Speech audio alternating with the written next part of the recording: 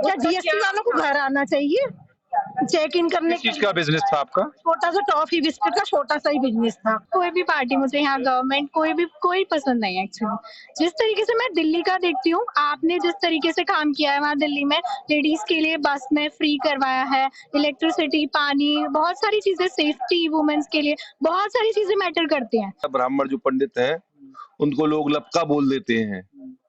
कौन बोलता है लपका?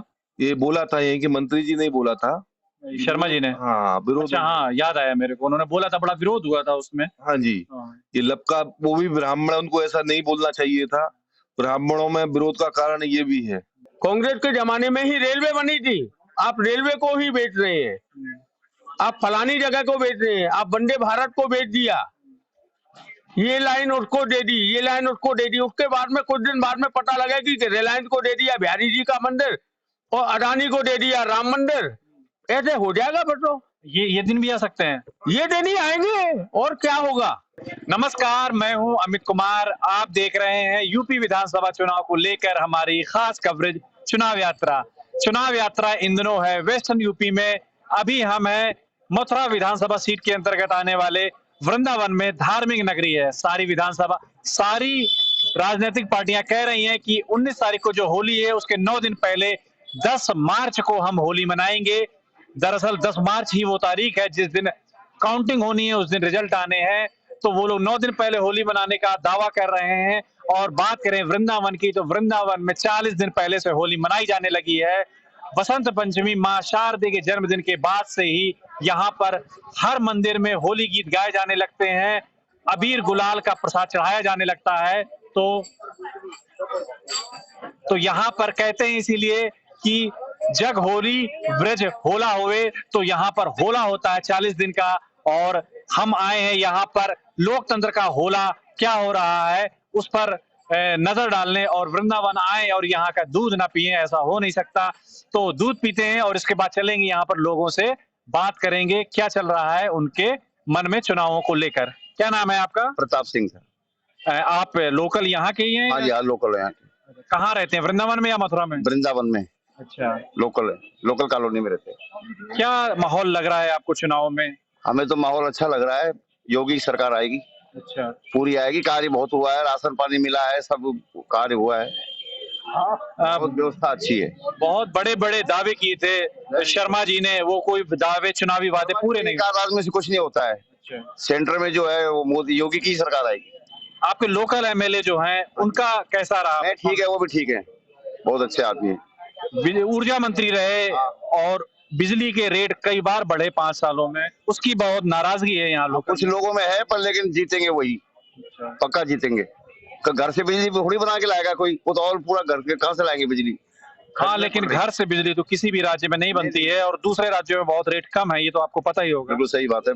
क्या माहौल लग रहा है? दो बीजेपी के ही बागी प्रत्याशी आ गए हैं बहुजन समाज पार्टी में, और वो टक्कर दे रहे हैं, वो भी शर्मा है।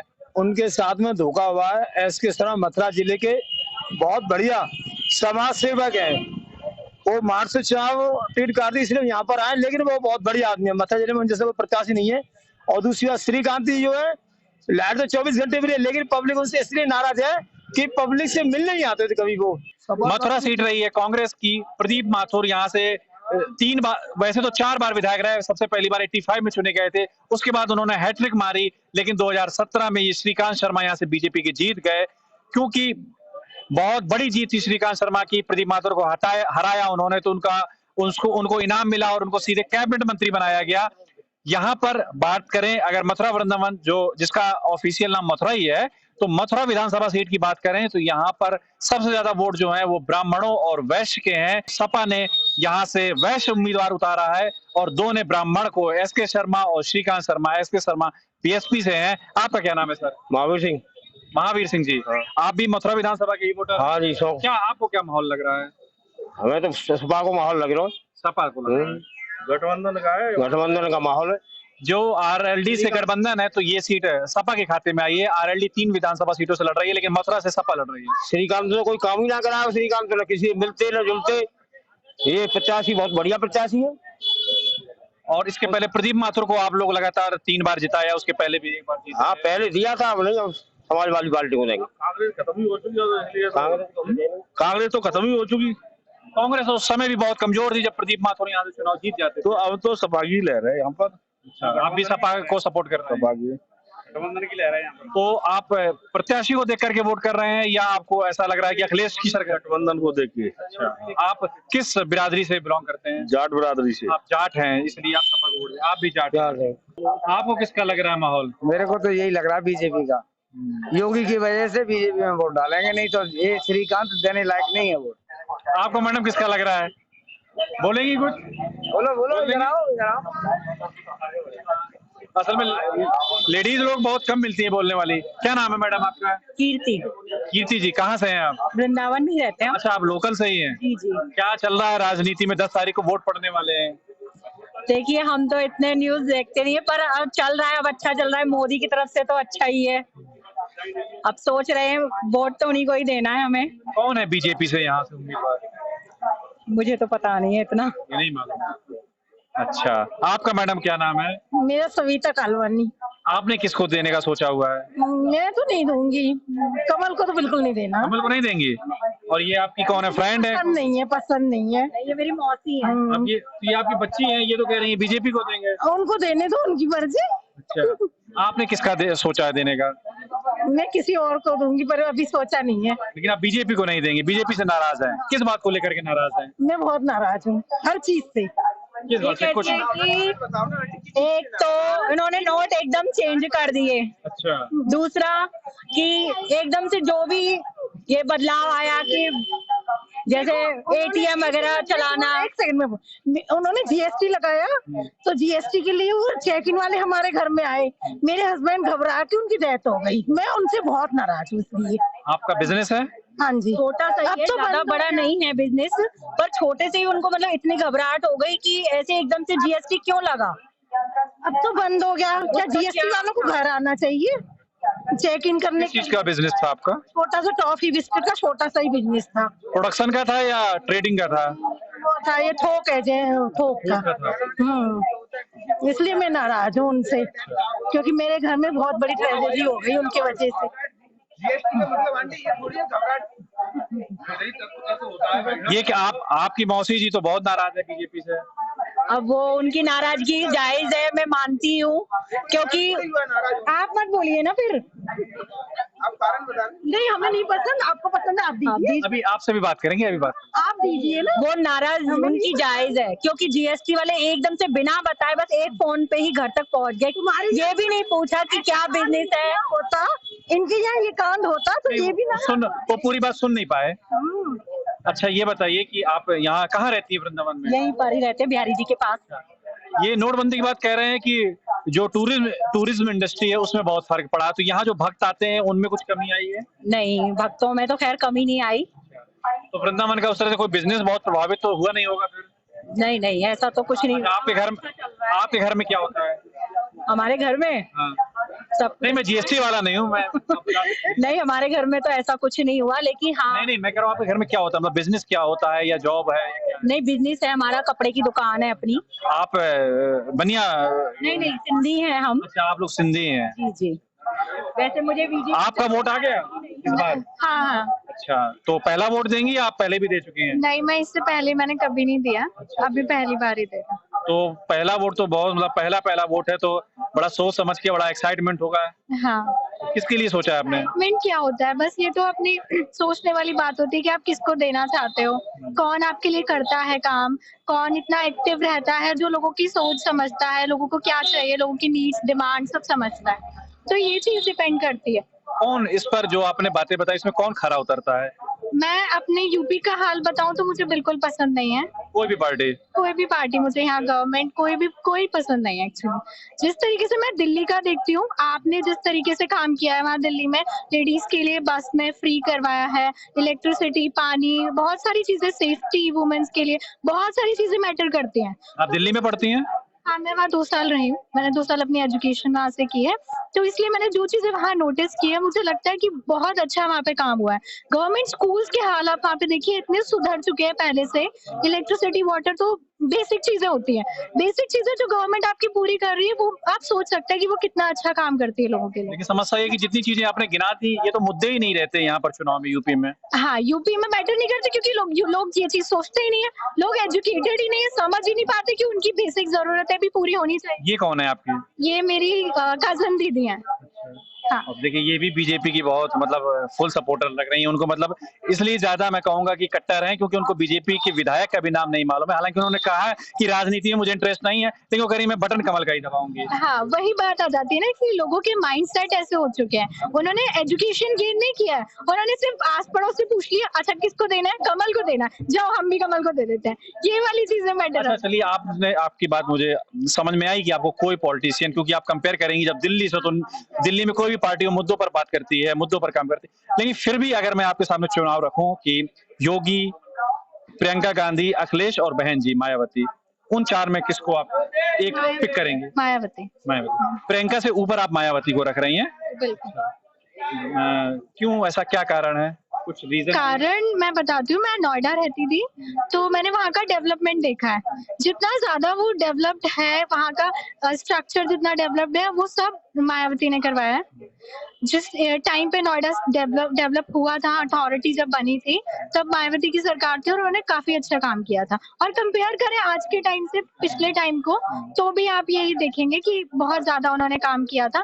पर इस टाइम पे जो यहाँ यूपी में काम हो रहा है, वो नहीं लगता कि वैसे मैं आपको थोड़ा सा करेक्ट कर दूं, हाँ, जो आप अभी डेवलपमेंट देख करके आई हैं वो बीएसपी सरकार का था नोएडा में, लेकिन जो नोएडा का कॉन्सेप्ट था वो कांग्रेस की एनडी तिवारी सरकार का था। उसने ही उसका अथॉरिटी बनाई थी, उसी ने नाम रखा था, उसका विजन था। पूरा नाम क्या बताया आपने? रुचिका कालवानी। आप भी सिंधी हैं? चलिए ठीक है, अच्छा लगा आपसे बात करके। आप यंग हैं और बहुत आपके सोच है, विचार है आपको। अच्छा, आपकी बच्ची है? हाँ जी। चलिए ठीक है, धन्यवाद। यूपी के लिए भी कुछ करना चाहिए, यूपी की लेडीज के लिए अच्छे रूल्स बनाने चाहिए लेडीजों के लिए। तो अब ये तो आपको बताती रहती होंगी दिल्ली में सुरक्षा व्यवस्था लेडीज के लिए कैसी है, तो कंपेयर तो आप लोग करते ही रहते होंगे। हाँ, वो बात हो जाती है तो पूछ लेते हैं। चलिए ठीक है, राधे राधे। राजकुमार गौतम। गौतम, ब्राह्मण हैं आप? हाँ जी भैया। आप लोकल के यहाँ के ही हैं? हाँ भैया, हाँ। हम चुनाव पर आए थे, किसका माहौल चल रहा है जानने के लिए। भैया यहाँ तो सब व्यापारियों के हिसाब से तो ये सही चल ही नहीं रहा है। व्यापारियों का बहुत मानसिक उत्पीड़न हुआ है यहाँ पर अभी, कोरोना काल में भी, वैसे भी। अब ये देखो, शायद मिली जुली सरकार आने की अंदेशा है।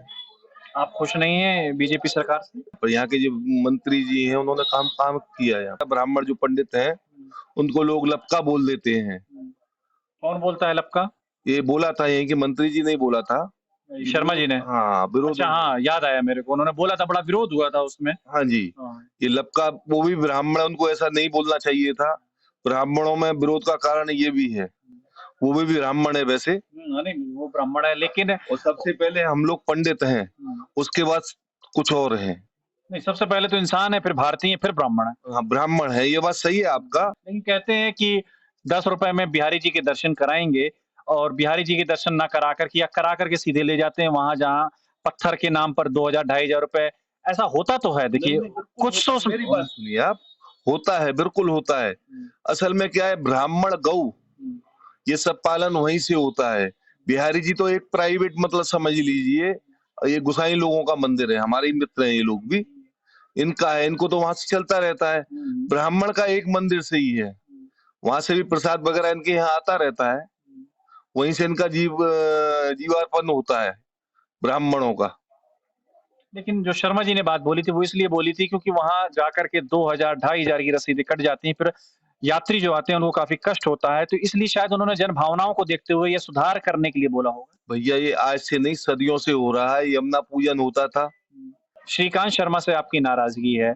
एसके शर्मा बीजेपी के कार्यकर्ता थे, वो बागी हो गए, बीएसपी में शामिल हो गए, बीएसपी ने उनको टिकट भी दे दिया है। कहा जा रहा है कि ब्राह्मण जो यहाँ एक अच्छी खासी तादाद में है, उनका वोट एसके शर्मा और बीजेपी में डिवाइड हो जाएगा।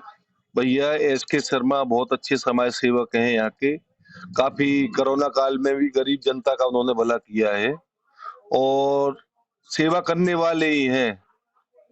कुछ बिजनेस करने वाला राजनीति वाले उनका उद्देश्य नहीं है, वो तो सेवा करने के लिए ही हुए हैं। यहाँ पर 4 बार यहाँ से विधायक रह चुके हैं प्रदीप माथुर जी, और यहाँ के हर आदमी उनको जानता है। जो टक्कर है ये आपस में जो वोट बटेंगी उसकी वजह से इन दो में से एक कोई निकलेगा, त्रिदेव माथुर या एसपी शर्मा। पिछली बार 5 में से 4 विधानसभा सीटों में बीजेपी को जीत मिल गई थी। आपके हिसाब से मथुरा का तो पट्टा कट गया। वहां मांठ में श्याम सुंदर शर्मा बीएसपी के वो बहुत मजबूत हैं।